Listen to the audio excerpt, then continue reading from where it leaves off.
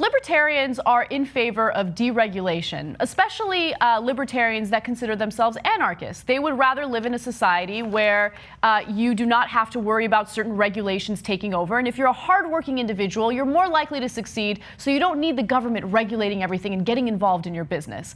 Now, it's an interesting ideology, and I've always been fascinated to see how it would play out if there was a so-called libertarian utopia.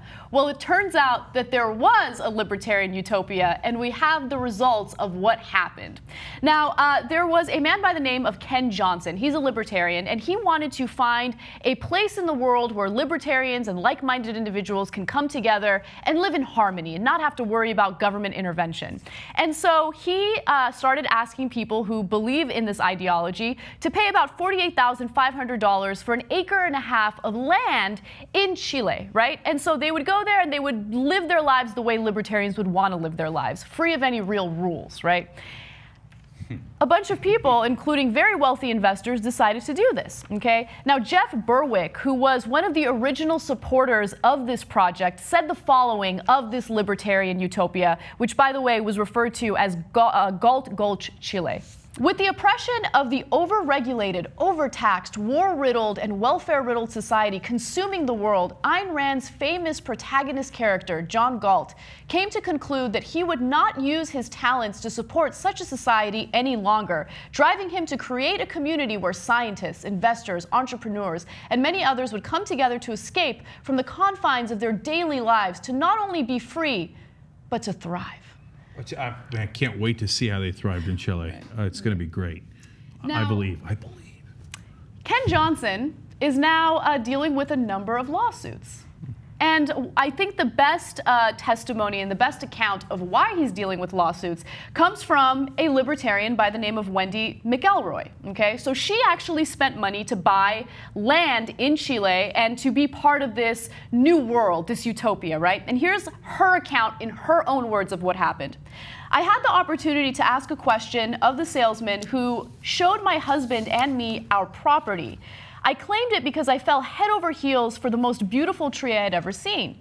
I felt an instant connection as though the two of us were old souls who had found each other. I couldn't believe it. I could see it, waking up each morning and having coffee under that tree, telling it about my plans for the day. Months later, in a Skype conference, I asked the then GGC alienated salesman, when you sold us the property, when you printed out a photo from your phone that read Wendy's tree, did you know you could not legally sell us that lot you were offering? He said, that's correct.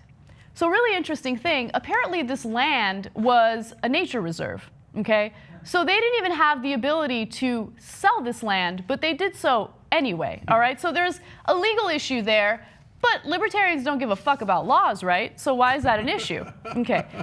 Also, turns out you have to follow them. You're not able to do any type of zoning here, and she didn't know that. And so a bunch of the libertarians that actually invested in this land found out later that there is no zoning involved, and they're like, we don't like that. Okay. So at the very least, you had to get 10-acre lots. Yes. But they sold the lots to under 10 acres, including to this woman. They sold an acre, 1.25 acres to her, right?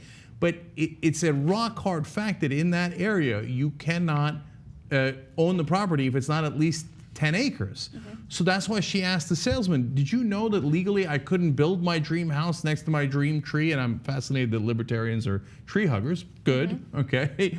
And he's like, yeah, I knew that. Yeah, but we suckered you. Hold on. But aren't people inherently good? No, it's okay. Now that all the libertarians have been suckered and lost all their money, they'll simply react to the market, and then next time they will find a better company. Right. Oh, wait, their entire retirement savings is gone. No, look, this is a sad story. This was obviously a scam. But also, the aftermath of this story is ironic as well, because now all of these libertarians are involved in litigation. Wait, what do you mean? Wait, litigation? We're talking about litigation. Well, but that's the government. You don't want to go to the evil government to try to sort out who's right and wrong, right? I mean, why don't you just let the market sort it out? Are you looking for someone to protect you?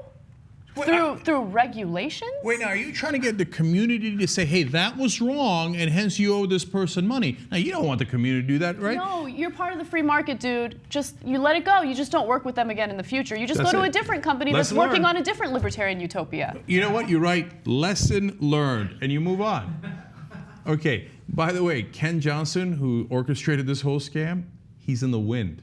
Okay, gone. Okay, they took down the website where you could buy this stuff.